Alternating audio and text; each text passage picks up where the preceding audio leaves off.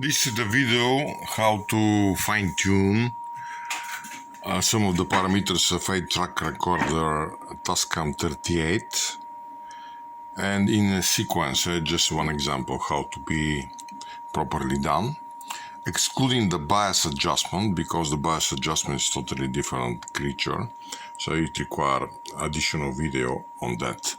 So the first it's supposed to be done after lubrication, restoration and other stuff done to the recorder, is to use a very good type of tape. In this case is 3M996. I use like a reference tape for recording.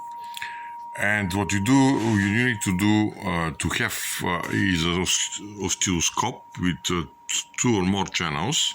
In this case, I use only 2 channels, a signal generator, and to plug the signals, input signals to all of those 8 channels, and to monitor the output channels. In this case, I monitor only 2 for this example. So another thing is that before starting, it's good to reset the counter and also to activate the zero return, because we will need that after we finish the recording. Also, it needs to be activated all of the channels in recording mode, like this. They should blink. As soon as we do that, we monitor the input signal, and we see that the input signal I put in a range of 0 dB plus 1 dB. The meter number 7 here has a problem. I need to troubleshoot it. Everything works on number 7 channel, but the meter, not number 7, number 6, but the meter doesn't show. So it might be a connection issue. I will start troubleshoot after that.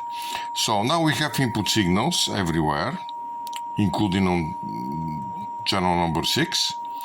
And all we need is to activate the record mode.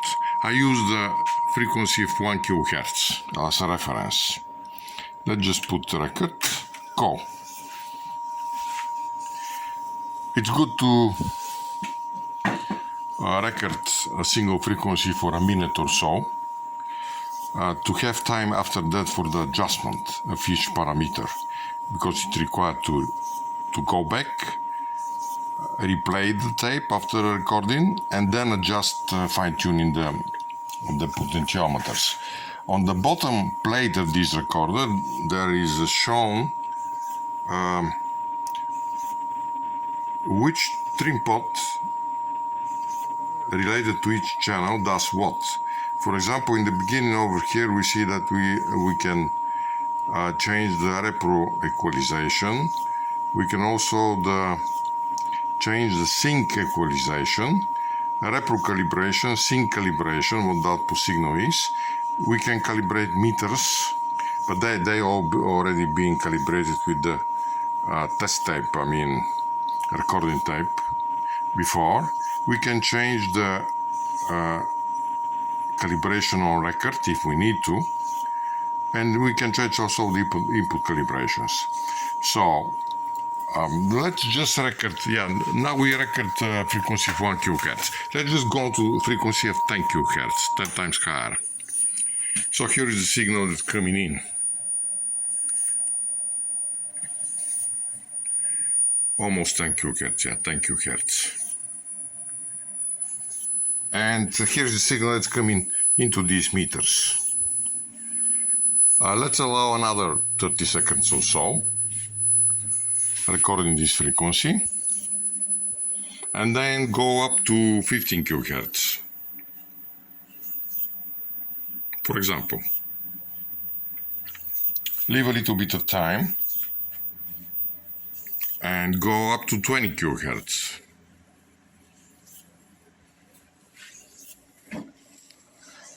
It's recording. Do the same thing and go to 25. The speed is pretty high, 15 inch per second is a pro speed, so it should be capable to do so. And we can go even up to 30 kHz, even if we don't hear these frequencies at all. Now we can switch back 10 times, going to 3 kHz, go 10 times lower, 300 Hz,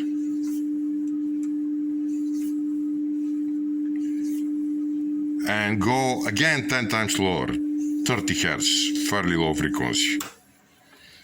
We cannot even hear it via the speakers.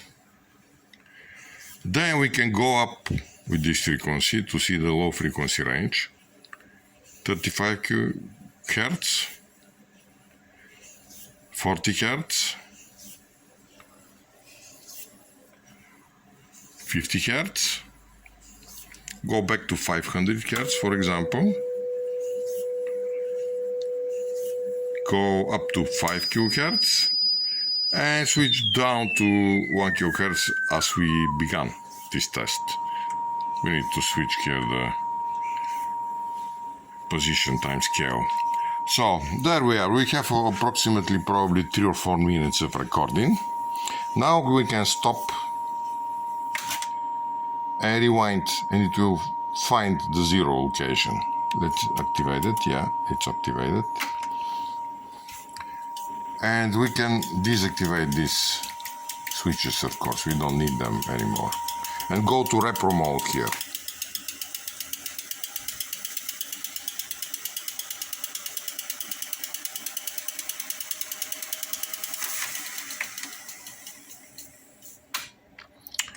Okay.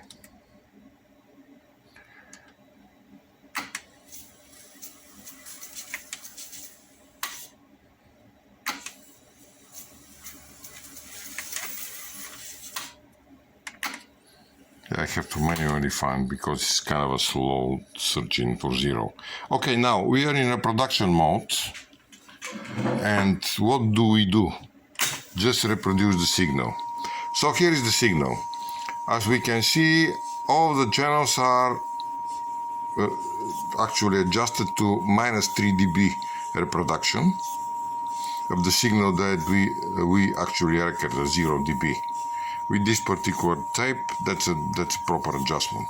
We just give a more headroom. If we go to saturation level, which is plus 6 dB, at this tape we can easily go up. This is 1000 Hz.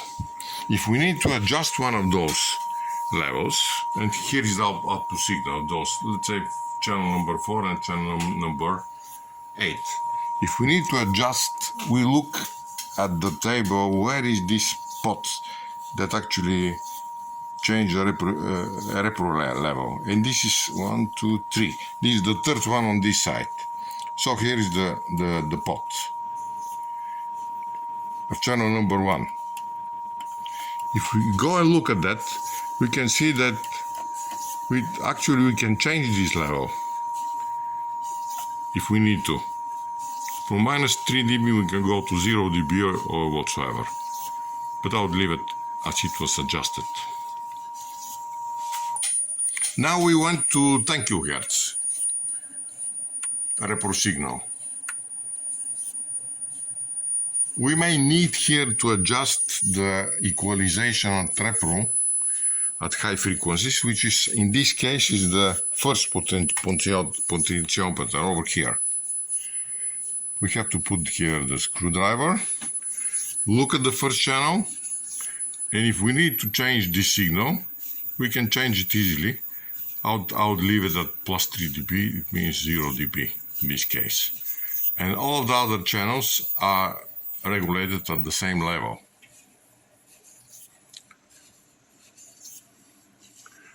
And this is outstanding reproduction of this frequency. Let's see what's going on when we go up with frequency. We are already at 24 kHz reproduction, and the signal is minus 5 dB. We can go 30 kHz. The signal is pretty small, but there is not minus 10 dB. We still have some signal. Now we are back on our original setup, which is 3 kHz lower frequency, minus 3 dB. We can go 300 Hz, the same signal, And let's see what's happening when we go to 30 hertz. 30 hertz, we have 30 hertz at -3, -6, 3 dB lower. But that's 30 hertz, 30. That's very low frequency. Now I'm up as I did during the recording to 40 hertz, 50 hertz, and it's already at -3 dB, so everything is perfectly fine. Back to the original frequency of 1 kilohertz. And this recorder is ready, except the problem I mentioned. This is number 6. The meter the connection is not okay, and I need to fix this issue. But otherwise, this recorder is in really good shape. And that's interesting because the